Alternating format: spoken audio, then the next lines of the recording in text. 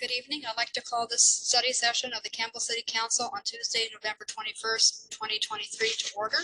And may we have roll call, please? Councilmember Lopez. Here. Councilmember Scazola.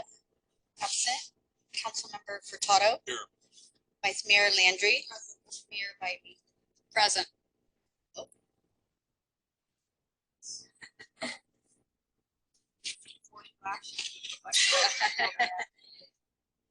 At this time, are there any members of the public that would like to provide public comment on tonight's agenda item? I don't see anybody online. So our item tonight is new business, understanding and addressing unfunded pension liabilities. And I will lead it off with our Finance Director, Will Fuentes. And good evening, Council. I'm just going to share a screen quickly. Okay, I'm just going to share a screen quickly. So just 1 second.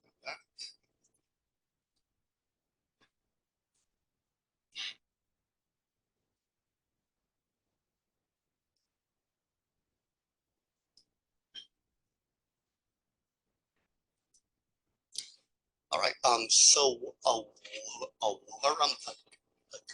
get here tonight to understand our pension expenses, and also to go through a couple of tools to address the problem. We're going to partner tonight with the team from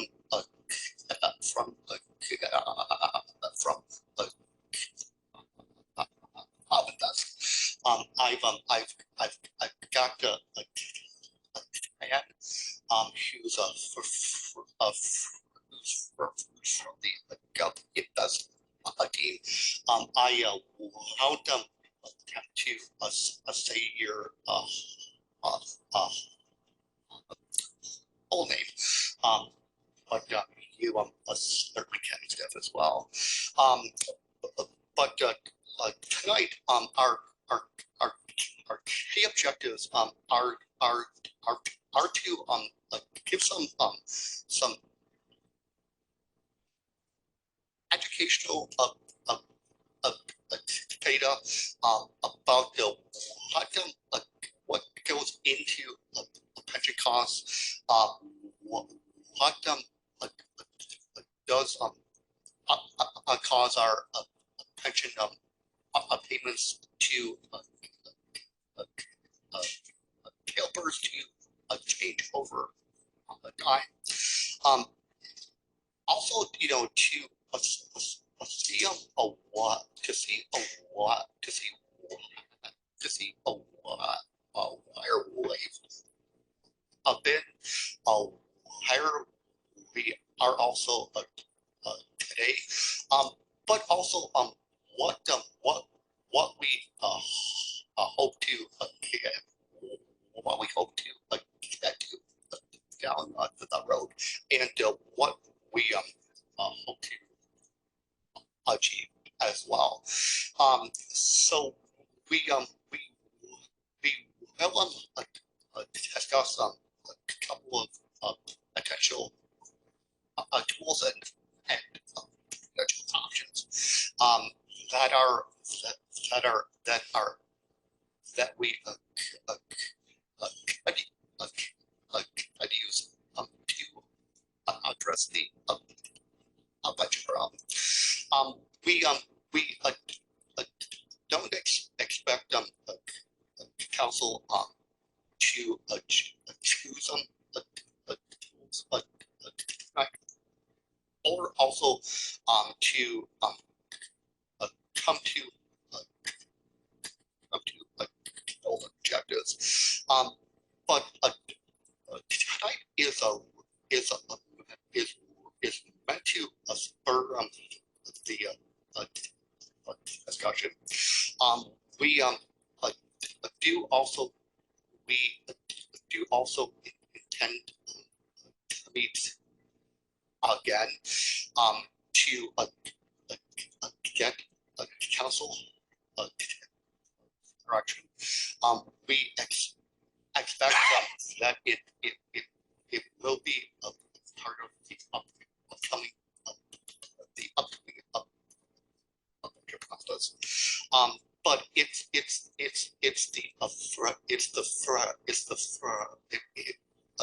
tonight is meant to be the first of a couple of discussions I'll mention.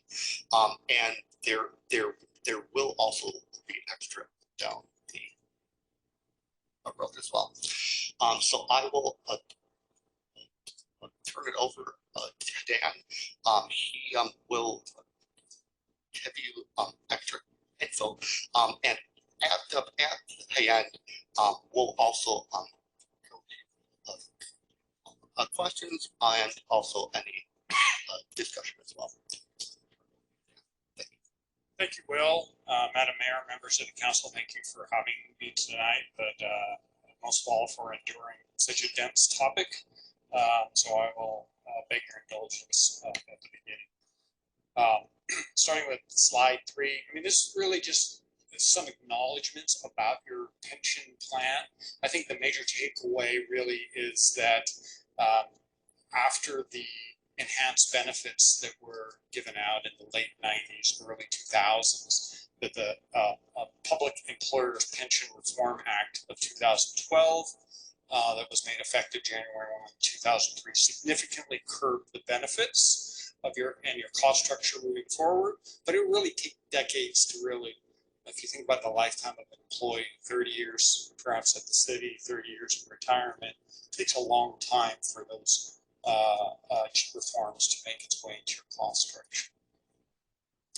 So of all of the economic and demographic assumptions that are used to both calculate the cost of your ultimate promise to the employees, there's none that is more impactful than the investment income that is assumed, and it's baked into your cost structure, assumed to offset the cost of your promised benefit. And we'll look at the extent of that in future slides, but you can see that the contributions are both made up of employee contributions, employer contribution, and then investment income.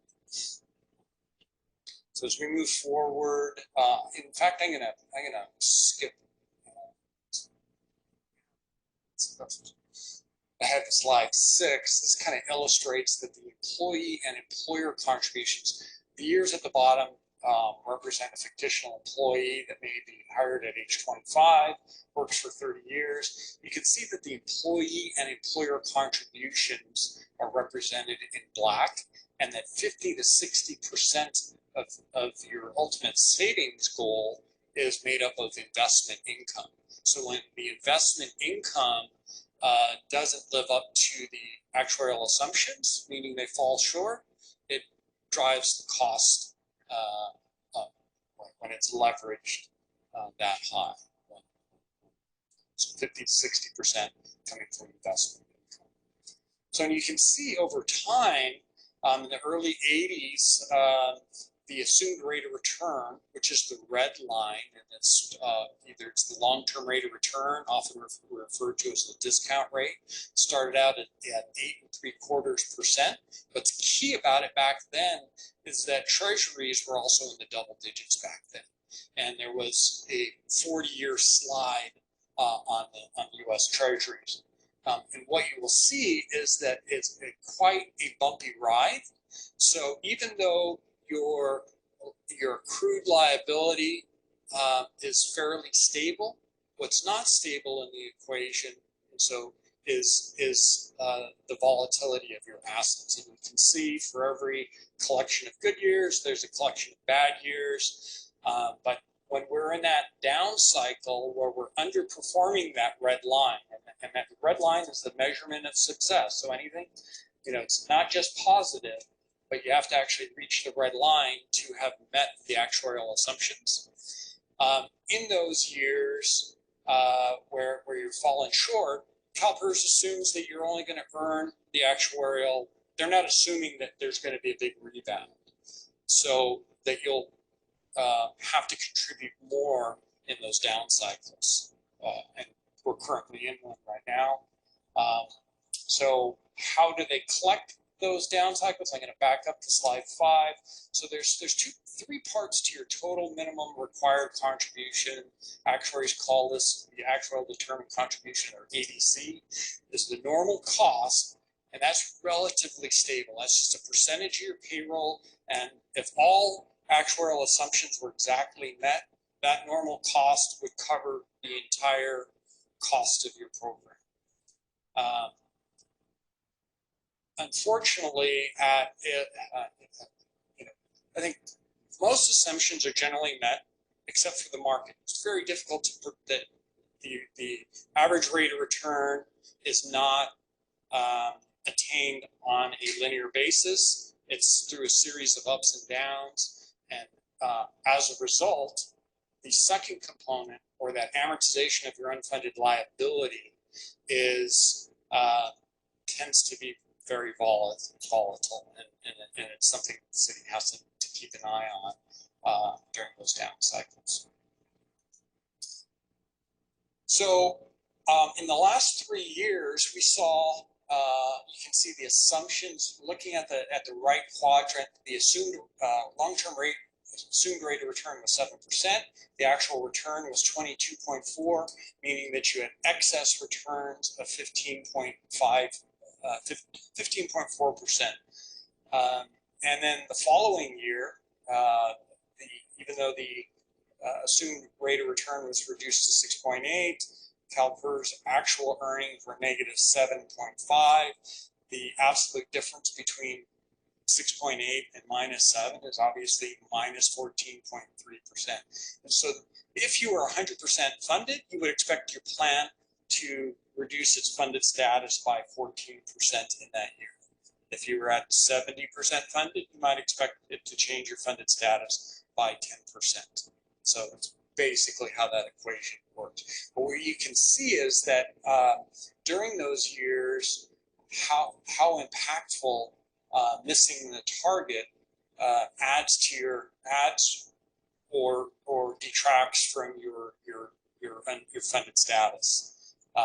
So in 21, you saw your funded status surge by $19 million, and in 22, unfortunately, it reversed course, and that liability, or that added loss, about 33 million, and the 23 expected loss, since they only missed the target by about 0.7%, is about $1.4 million.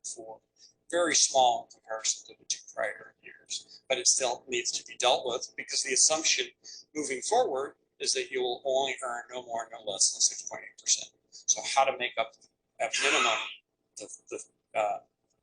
your existing unfunded liability plus what was heaped on as a result of the 22 and 23 experienced losses. So when we look at, so the equation for your unfunded liabilities is your accrued liability, how much employees have earned to date through service, less the market value of assets is your unfunded liability. And in that equation, you can see your unfunded liability and your funded status moved around. Not that your liability grew pretty consistently at about 3% per year, but it's the market value of assets that is difficult. You have virtually no control of the market. And so how then to protect the city's finances when a big part of this equation is moving at the whim of the market? And so you see in 21, it surged forward 10%, and then in 22, it reduced by roughly 10%. And next year is roughly a push, even though it was slightly under your expected rate of return, just by making your annual amortization payment on your unfunded liability, you're paying off 1 to 1.5%. So that's why moving into 23, you're basically staying a minor increase in your funded status. As Campbell compares to the average agency across all PERS plans, you can see that we're right on target with the average plan in 20. In 21 and 22, we saw a little bit of an aberration that occurred. You had a lot of agencies, interest rates were very low, and agencies issued a lot of capital market debt. So they issued public pension obligation bonds. And so those assets are reflected in 21 and 22, but not the liability associated with it. So you see you're may perhaps look like you're losing ground to the average agency, but keep in mind that some big agencies added a lot of assets and a lot of debt that's not included in this picture on the funded status, if that makes sense. So we're just about 2% behind the average agency right now. So we talked about PEPRA, and your PEPRA payroll is represented in green, and your classic or benefits are represented in black. That's your payroll, and that's the payroll as just based on their current age and gender, how they would expect your payroll to transition over the next 20 years. So we'll take some time before those classic benefits transition out of the workforce. But as a result, what we'll see is that your normal cost, which is represented here as a blended rate of pay of both your safety and your miscellaneous employees, the blended rate of blended normal cost is about 14% of payroll. And it will start drifting down towards the PEPRA rate of about 8.5 or 8.25%, and that's just the employer portion of the equation. So as we move on and unfortunately look at how where your payment on your unfunded liability was in 21 is represented by the green line. It was heading downward sharply after that 22% return. And then as a result of 22, which is represented by the dashed red line, you can see that your unfunded liability payment is expected to follow a sharp trajectory upward. And while this contains a projection through 3031, what we know is set in stone is really through 25, 26 is really set in stone based on those 2 years. And then only if CalPERS significantly earns above the 6.8% in the next year will that cost curve to start to bend downward. Will and I have been colleagues for years in this industry.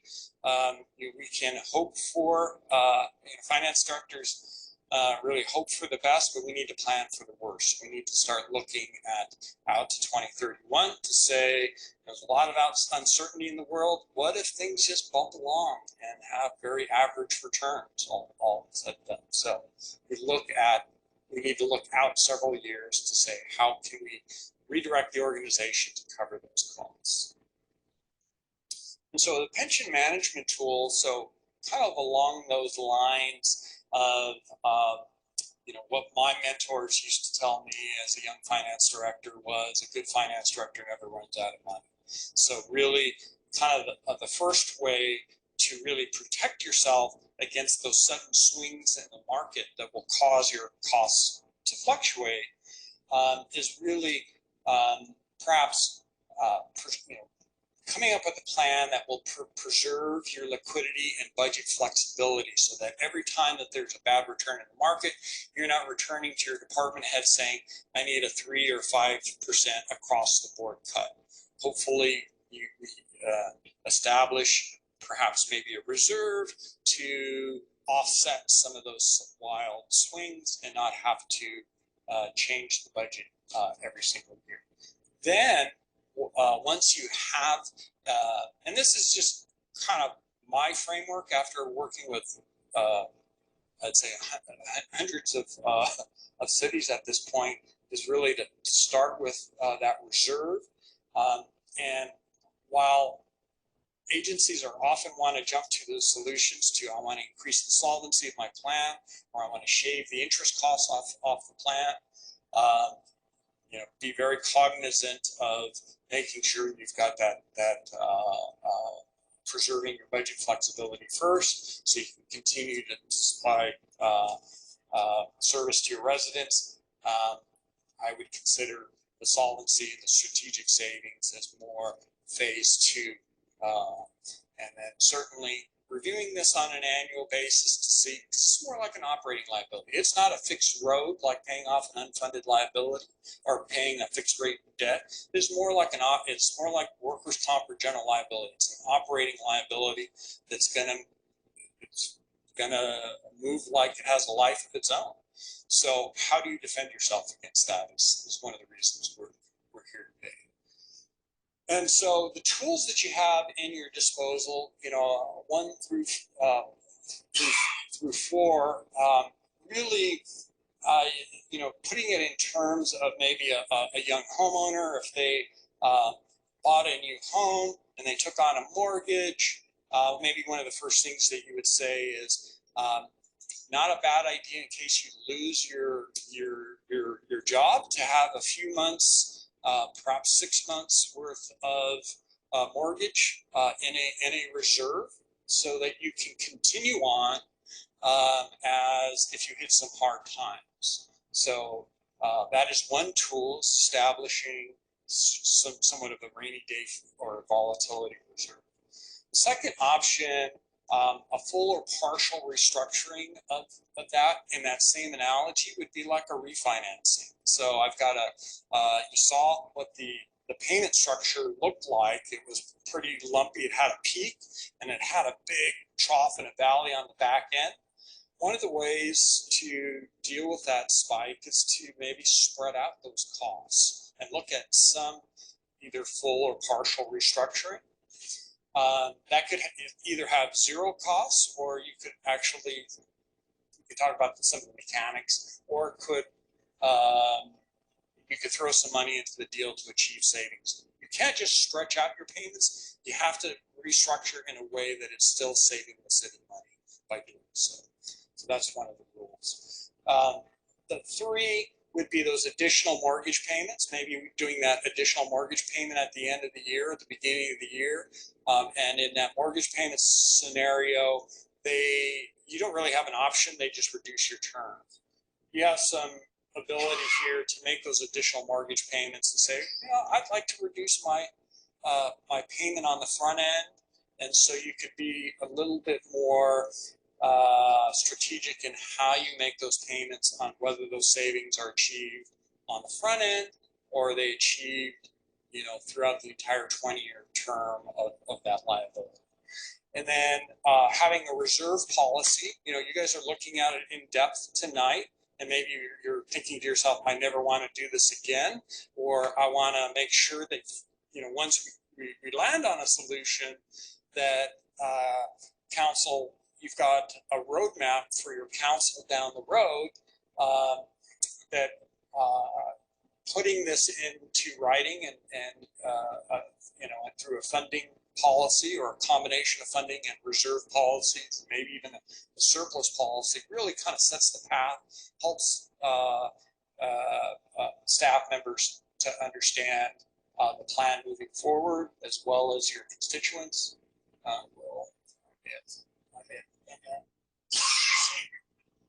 Okay, so, you know, building that rainy day reserve, you know, the pros, it preserves that budget flexibility, doesn't improve the funded status. You can't count those assets unless it's with CalPERS, but it's still available to you within reach. Once you send the money to CalPERS, there's no getting it back. They're not going to cut you a check and say, yeah, they're just not going to cut you a check. So forget about that. So the additional discretionary payments, yeah, you could focus on the I think people gravitate towards the greatest amount of interest savings, and that's paying off, just like whether you're calling bonds or paying off those longest dated liabilities would save you the most over the long term. But really, is savings 10, 20 years out your focus, or do you want the savings on the near term? And that really, that answer isn't, it's different for every agency because it depends on volatility of cash flows, what strategic initiatives you have. So there's no clear-cut answer there. Taking that restructuring for a more in a defensive fashion, where I just talked about spreading out the term and lowering the payment. In this context, there's relatively no cost savings there, but it levels the payment, and that might be an action to consider, at least to see, how much might that increase my payments on the front end, and how much of that peak is it going to lop off. So it's something that I think that deserves at least some analysis around that. And then we also, an aggressive restructuring, say you find yourself in a great position at some point, you can always, even if you, after once restructuring, you can always shorten that term at any time. But that's sort of like like everybody wants a 15-year mortgage, but do you want to commit to that 15-year payment? So that's the rub with being too aggressive on an aggressive restructure. So we usually encourage sort of a balanced approach where you make that ADP stands for additional discretionary payment. That's that extra mortgage payment. Setting some money at the same time, thinking about the rest of your strategic initiatives at the same time to say what makes sense for us. We'd like to set some money aside once we have a cushion. Maybe after that balance covers our minimum reserve, then any amount above that could be used to be more strategic, because I want to stop negative amortization. I want to shave some interest costs off, and then just having a governance structure. Yes, we're going to take a look at this every year or every other year, and then ideally put that into a policy. The issues today with PERS, there's always something new coming around the corner. So it's not like you're ever one and done. Had a lot of agencies last year, unfortunately, that were 100, or 2 years ago, that were 110% funded because they issued bonds, and then they are now having to pay bonds back, and pay funds to CalPERS because they're 85 and 90% funded. So my recommendations, I wanted to, it's a lot of dense material, and sometimes if we just throw a lot at you and say, well, what do you guys want to do? This is what I would do. I would start with the rainy day reserve, with a $265 million accrued liability. 5 to 10%, 5 to 10 million is in that like 2.5 to 3% range, maybe up to 5%, as kind of the minimum, because we've seen how quickly the funded status can change in any 1 year. Allow me to evaluate some of the restructuring options. Not to say that you need to commit them, but you can take a look you know, whether I made a formal fresh start where I restructured it or just mimicked those payments to try to accomplish the same thing. We can look at some options. Having a pension funding policy down the road really just kind of sets the path moving forward. And then once you have that minimum reserve, then you can start being strategic and fancy about, okay, we're going to look at, not all of these amortization bases that make up your entire liability are as efficient as the next. So we can, once we have enough money, then we can start picking off some of those bases that are less efficient than the other, because they're not all, over time, their amortization policies have changed. So we still have some legacy liability bases that were less efficient than some of the new policies. So we'll talk about that a little further. Now, what you might notice is that any of these tools and solutions cost money. So my dream is to have a city that's got a big problem and a lot of cash reserves, because then it's easy to come up with a plan. The difficult part is looking for how you come up with them. So that'll be a topic of discussion is where we find that. But some of the things that are really hopeful in for reasons for having a pension policy is demonstrates that long-term kind of commitment to a long-term disciplined approach, demonstrates to your employees that the council's intent to fulfill the promised benefit, reassures to your creditors and stakeholders that we have a plan, not just a hope, but a plan to actually pay down this liability. And it identifies that roadmap for future councils and identifies transparency and governance procedures of how you want to manage this ever-changing unfunded liability. And so, what we see across probably the most immediate way to obtain resources, additional employee contributions. It is quite common for employees to pay above the contracted amount. Pepper employees have to pay half of the normal cost. The classic employees are contracted to pay either 7, 8, or 9%, and meanwhile, the normal cost may be more than double that, and so the employer is picking up anything above that. There's obviously cuts to operating capital expenditures, which are never popular. There's tax measures. Restructuring could or looking at your other reserves may be an option. So GFOA has something called like a mental reserve. I forget exactly how they described it, but the sum of all your individual reserves may be more than what you need, because probably all of those needs won't come up all at once. So looking at your reserve policies holistically may be something that you would want to might consider as well. But so I think the next part is maybe thinking about, if not providing council some feedback with what pension funding goals are most important to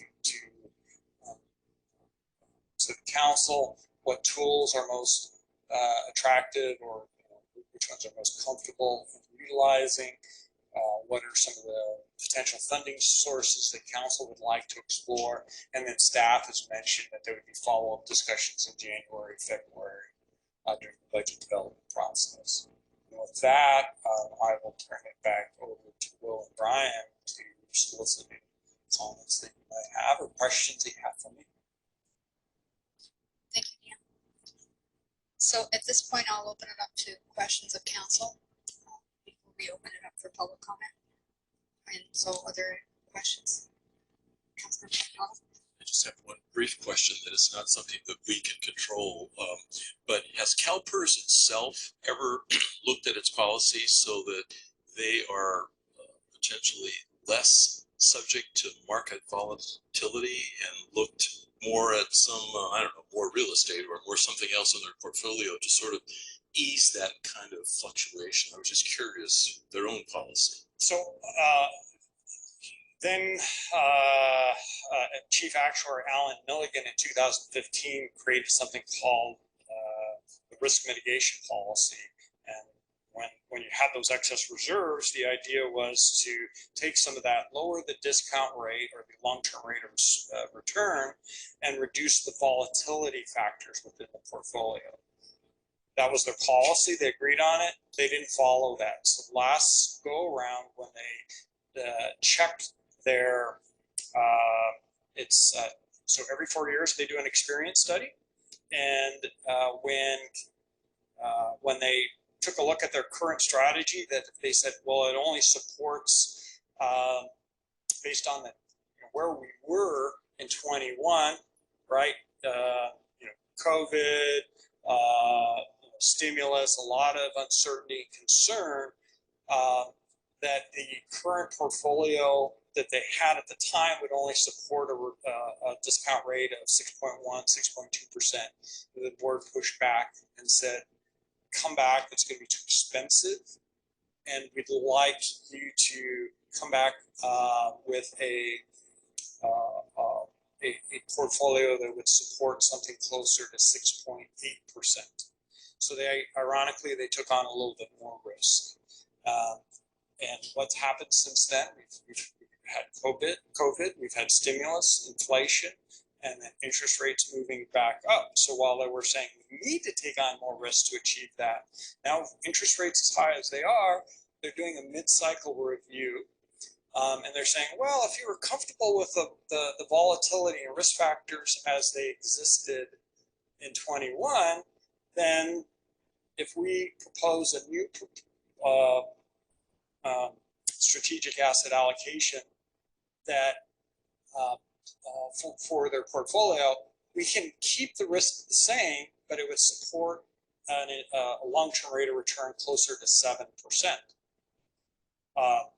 We thought all along the reason that they were going to look at this was to lower the volatility, but it does seem, I guess the irony was not lost on folks that the volatility and risk in the portfolio slowly crept up, and then they've really looked at this and said, well, if you're comfortable with that risk in 2001, even though that there are options to go down to 7, 6.9, and 8, there are candidate portfolios that were on their November board agenda.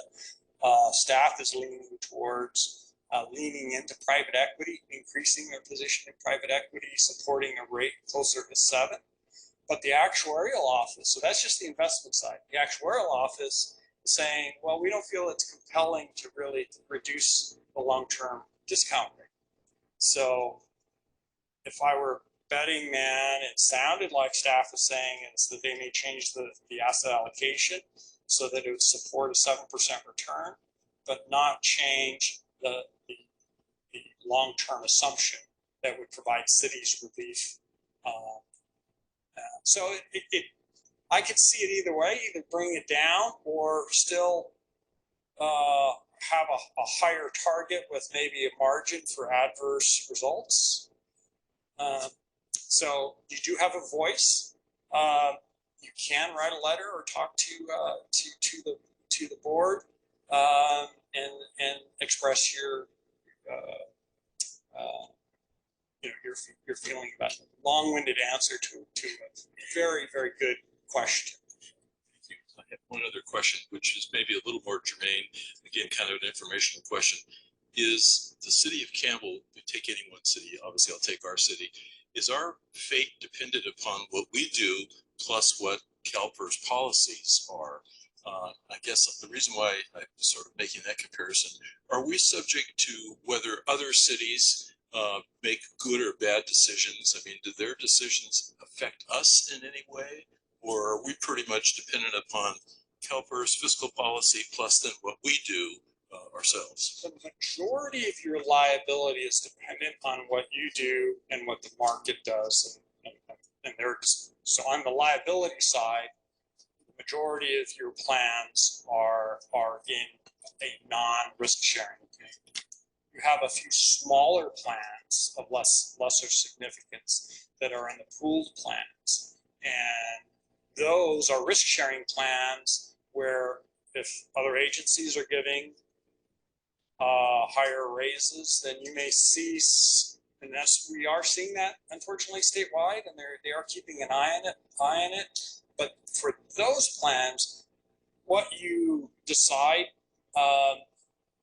has you're a very small fish in a very large pool, $1.8 billion pool all of a sudden for a very small plan. But you might see some increase based on inflation, giving higher raises to retirees and as well as active employees. That is a trend that even CalPERS acknowledges they're seeing and keeping watchful on. Councilmember Lopez. So thank you so much, Will and Brian, our staff, for you, Dan, for bringing this, just raising up the issue. It's not a fun topic in the sense that, you know, complexities aside, any kind of decision is going to require trade-offs and some hard decisions, but it's a key discussion to be having. It's a responsible thing to do.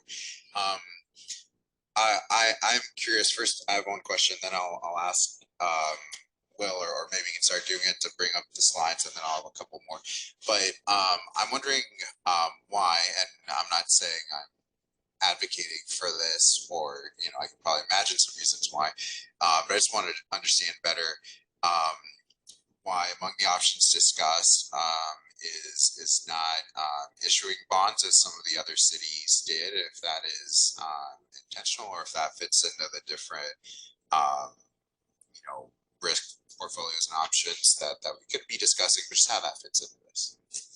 Yeah, so that's kind of an arbitrage decision, if that makes sense. So you're looking to borrow money at a rate less than 6.8, and knowing that once you make that borrowing, they're going to invest it. So it might be like, would you feel comfortable taking, and no judgments here, just analogy, but taking a home equity line of credit and saying, gosh, you know, I'd like to pay my first mortgage down quicker. I'm going to borrow some money and I'm going to invest it in the market so I have a chance at paying down my mortgage a little quicker.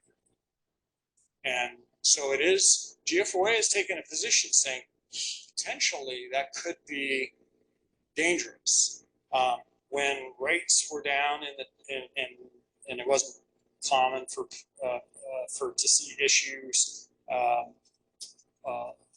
interest rates, borrowings at 2 and 2.3%, you've got a lot of greater room for error, but there's still that possibility. Even at 2%, if you borrow a lot of money and take a loss early, if you borrow, and that's, you don't have an option to dollar cost average into the pool. You borrow money, you're legally required to pay off that debt. So you're then putting in a lot of money into the CalPERS pool. If you take a loss early on, it really starts reducing the attractiveness of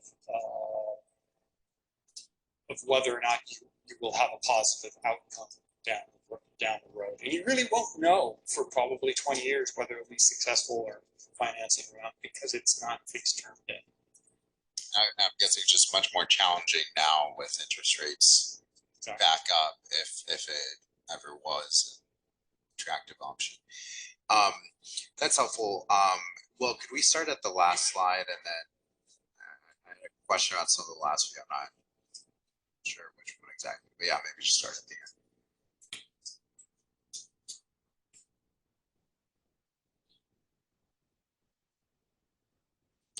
Go back one, please. Go back. Maybe go to the pro and con slide, which might have been.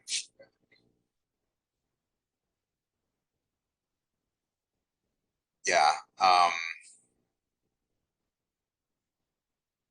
Okay. So, other question is with option 1 here, and that's okay. And is option 1 inclusive, if I was reading it correctly, of the S-115 trust? Sure. Yeah, It's could actually be the same concept or similar concept.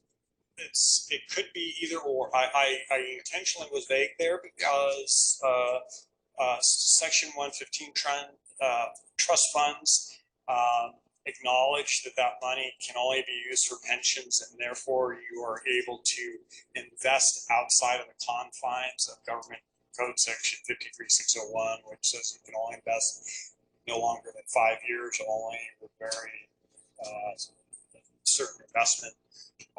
You can choose a 115 trust, just have to be cognizant of your investment horizon. So it's if you think you might need it in the very short term, especially with an inverted yield curve where you've got same day money that can earn 5.6%, you really just have to look at your investment horizon. That becomes an investment decision and how long that reserve is going to be out there. Certainly, what I can tell you is that while the volatility starts out very wide in year 1, year after year after year in equities, then the longer it is, that volatility narrows. And for sure, you would say for sure that you will very likely earn more with a mix of equities over a long term. And just a generalization, but what kind of is that an option that a lot of agencies have taken up? Kind of what does that look like? I mean, I know we may not necessarily know performance, but just kind of to what extent is that being used? It's quite pervasive being used. It was originally intended and necessary for single employer retiree insurance plans. Governments needed to recognize they had a long-term liability and they needed a vehicle to invest assets that would match those long-term maturities. People started to use them for pension as well as this sort of precursor. I'd like to set some money aside. I'd like to earn, especially when we're in that rate environment where you can only earn 0.25%, or the 10-year was less than 0.5%. Even the 10-year was less than 0.5%. So having looked at this recently, you've got a lot of agents, fair amount. Well, gosh, I think I surveyed, at least on the OPEB side, 300 clients, and we had, I think, 200 responses. Most of them had picked a fairly conservative, a 50% equities, 50% fixed income. And the survey was that they were all using a 115 trust. This was a 115 trust specifically on the OPEB side. I had not conducted. I can tell you from city to city, it's maybe slightly less than 50-50. Maybe 1 in 3 cities have one. So it depends on your cash flow and your ability to. I think there are a lot of factors whether it makes sense for your city, what you're using it for. So they're used, and some, I'll tell you, invest very aggressively. Some have it invest on the more conservative side. Well, maybe I'll stop there for now because that's probably one that I mean that level of analysis is probably helpful when we come back if we're getting specific solutions. But that's helpful as a little bit of an overview. I'll say if that is something that comes back, it'd be helpful to know. Are there trends? I mean, you mentioned cash flow being one key consideration, but do we see that larger cities, smaller cities, you know, et cetera? Just kind of what are the trends? And we don't need to get into that now, but I think if we can come back with more information. Other one, I'm not sure if this is for you or for Will. I remember this vaguely because, you know, from when we were reviewing the investment policy, Will, but are our reserves earning interest? So, our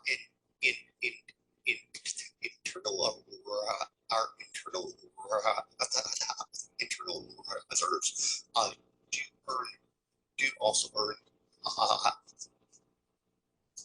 interest.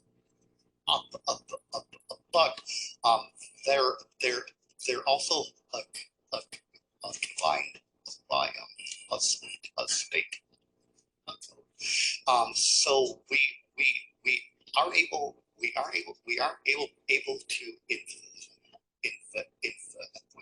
to invest in all types of things. If And is that, sorry to interrupt, that's what the section 115 gets around those for?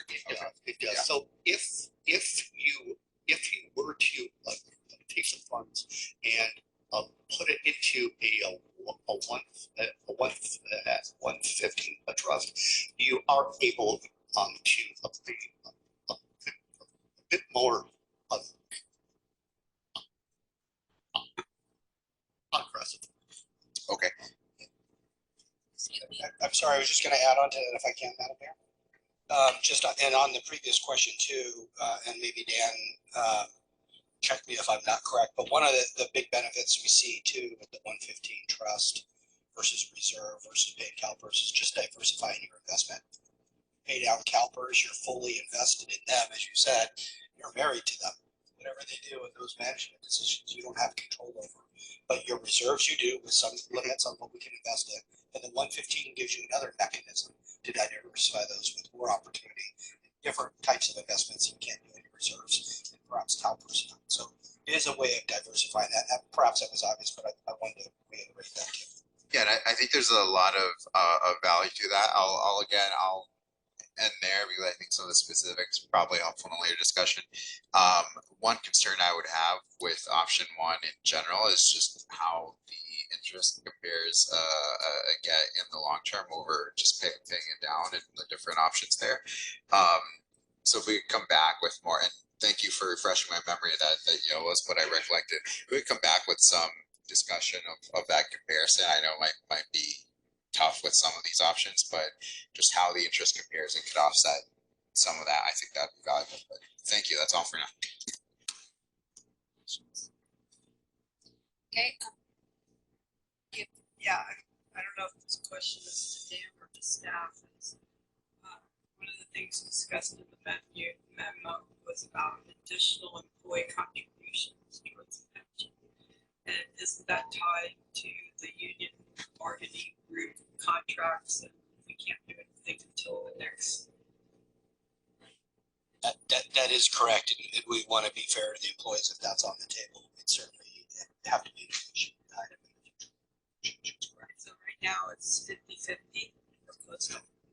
There's a defined rate for every employee that's set by what plan they're in. Obviously, Pepper employees, as Dan said, are paying what's called they're 50% of the normal cost. For instance, for most of our employees, the city pays a much larger percent. It could be 12, 13, 14, 15, 16, 17, 18%. The employees pay 7 or 8%. And so that total cost, it's not, I don't think it's the 2% it's added up, but in concept, if you were to add up the cost of both of those and then split it, that's employees. The law allows cities, if it's negotiated, to charge the employees for up to 50% of their share of that.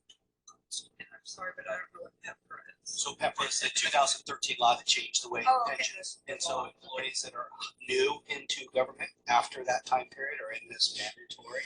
And then they call classic members those who were members prior to this change. PEPRA is a higher percentage. That's the 2% at 62, and they pay the 50% of the normal cost, as I understand it.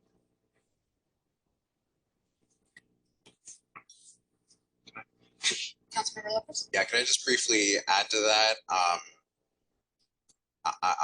not sure if that's our best option, but while we're in the mode of just studying, I think it'd be interesting to have some breakdown of what the employee numbers are for that, how that compares, and how that matched up with dollars. Councilmember Scazola? Yeah, this might be too difficult a question, but I'll just throw it out there anyways. But if, you know, because I was looking, it's funny, I'm like, oh, I've lived through four economic downturns in my life already. And so I don't know, like, you know, it's just my gut. I'm like, ooh, there's the next one looming. It's about time. The clouds are gathering. I hope I'm wrong. But my question is, if the worst case scenario happens, if we do have another Great Recession style kind of economic downturn, what would be the savior of this city? Like, what out of these options would, is it a variety of these options? Is it one that's like, this is the one that will save us if we have a truly horrible economic downturn? Yeah, I mean, it's really cash is king. Having reserves to fall back on. Okay. And I was going to say, really, it's got to be what's right for the city. And I looked at Dan and see if he was going to answer it all, because the real answer is what's right for this organization, from liquidity versus paying down that long-term debt. And I think in concept, one of this for this council, and I'll just share this, what we've had gravitated towards, how do we stabilize those costs over time to become more predictable, so that we're able to budget for them and plan for them versus the unpredictability.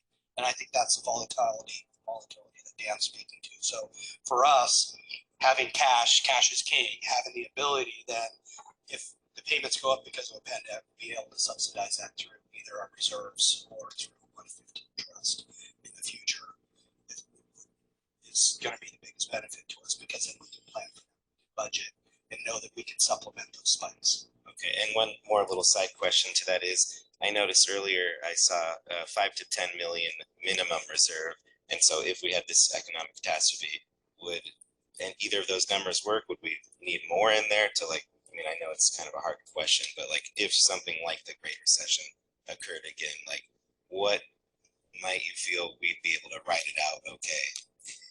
Yeah, so that's based on some statistical analysis that I'm willing to share with you, if you want to go through another headache of a meeting. But it's looking at maybe let's say a 2 standard deviation loss, meaning that, you know, 98% of a really big loss, like we saw after the Great Recession, minus 24%. But really only, well, and then that would buy you anywhere from 3 to 5 years worth of payments, and writing out that you know, as we know, they're economic cycles. So eventually, you're hoping for that return to help you out, but it'll buy you some lead time. So that's why I say there's a minimum.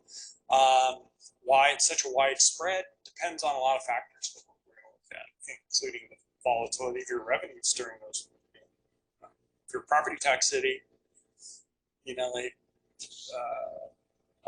tend to be a little bit more stable. If you're a TOT city, you're riding two sets of volatility. Thank you very much.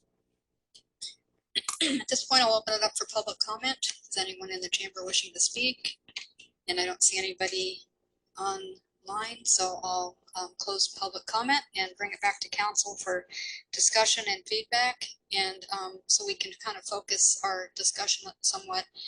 Staff has posed some questions in our report to start the discussion, and maybe that would be helpful to opine on, and then provide the feedback. And those questions are, what pension funding goals are most important to the council? What pension management tools are council most comfortable utilizing? And what potential funding sources would council like to explore? Is that helpful to staff? And if Will or Brian, you want to chime in, feel free to.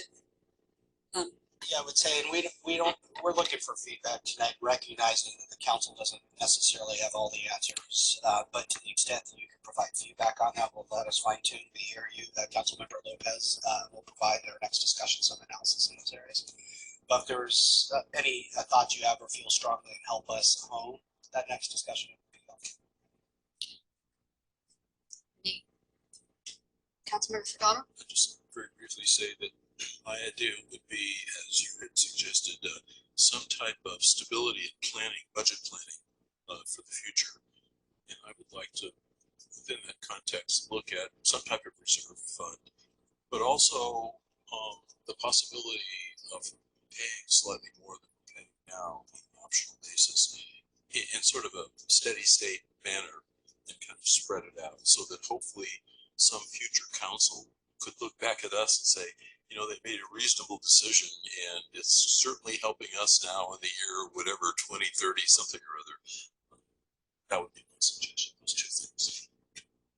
Councilmember Lopez? Yes, thank you again.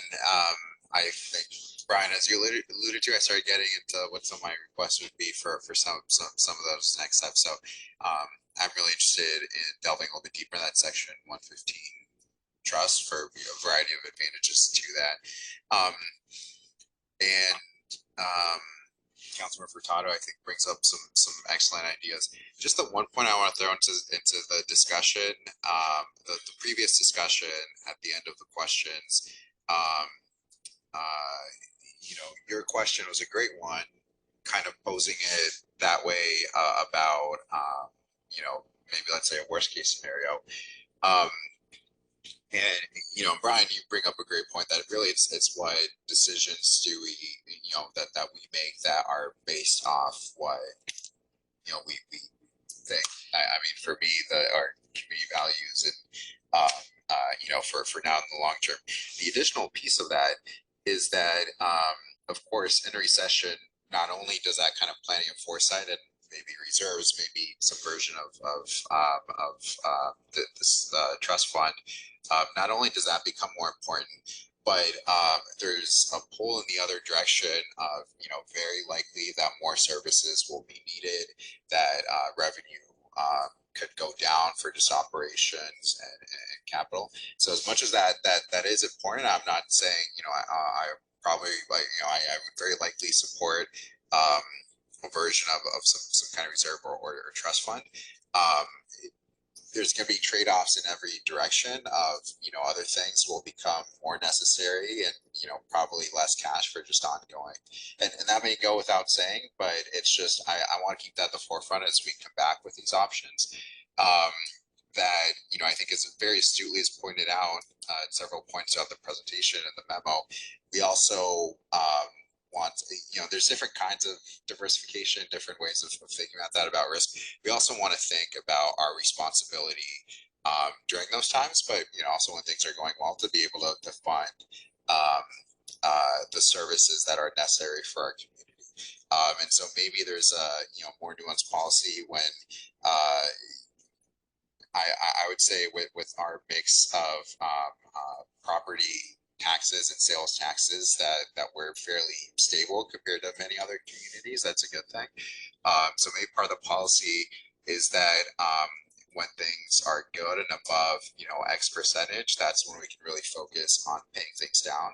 But we don't want to necessarily tie our hands if that's not always going to be the case. So I just think I want to keep those factors front of mind. But again, really glad we're having this discussion. I look forward to the greater detail.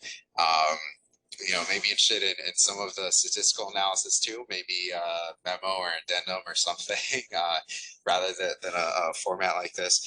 But I think it's always helpful to look at those assumptions. Really, thank you for all the work. Vice Mayor Landry, any comments? I to say this is so far over my head. Hand me a set of drawings and I can pick it to death. But, this is not my forte at all. And that's really the honest assessment of what's going on. One thing I did take away is I don't really want to go on a ballot. I don't think that I would support a tax vendor.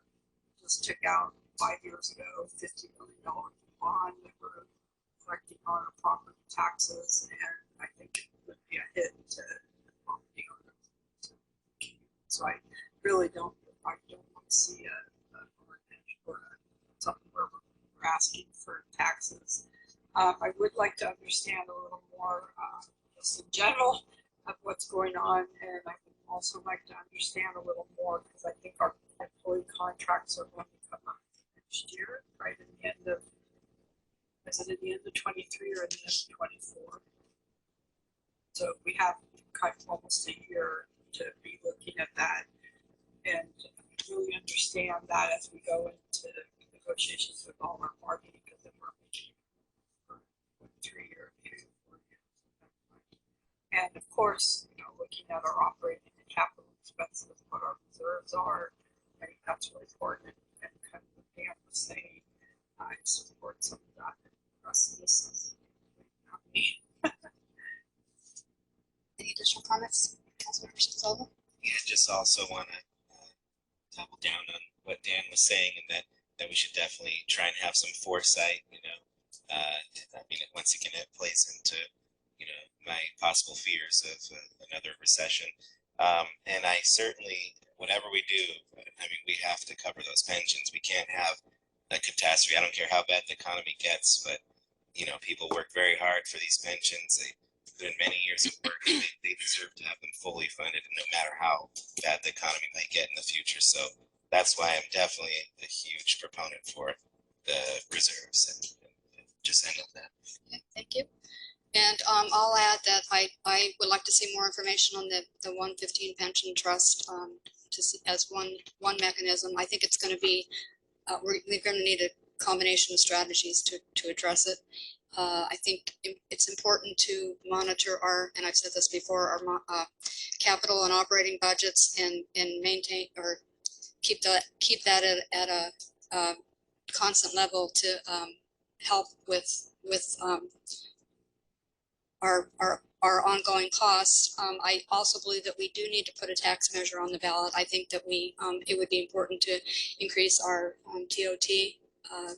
We're one of those cities that has the lowest TOT, and I just think that we need, with our primary sources of revenue being sales tax and property tax, I think we need to look at other revenue streams, possibly the business license tax might be an avenue to increase our revenues. I would caution on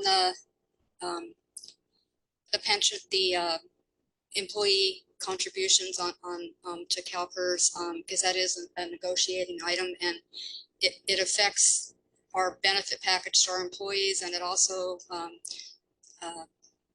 is impacted by neighboring jurisdictions who may have a higher or lower employee contribution rate. So I mean, to get additional information on that, if you bring that back, I think it would be helpful to know what other city contributions are, so that we can compare to what our city contribution or our employee contribution is.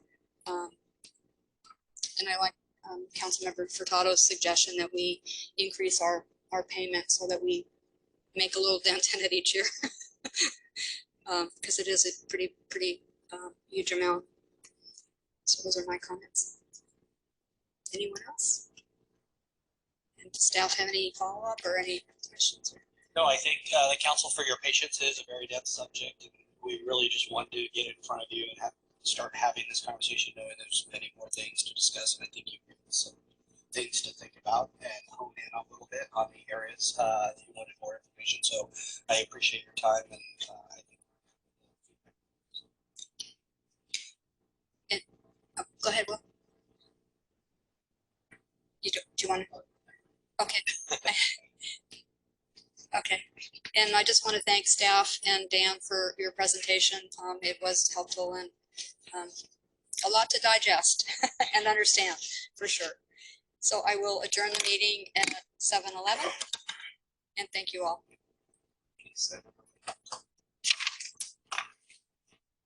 Still on.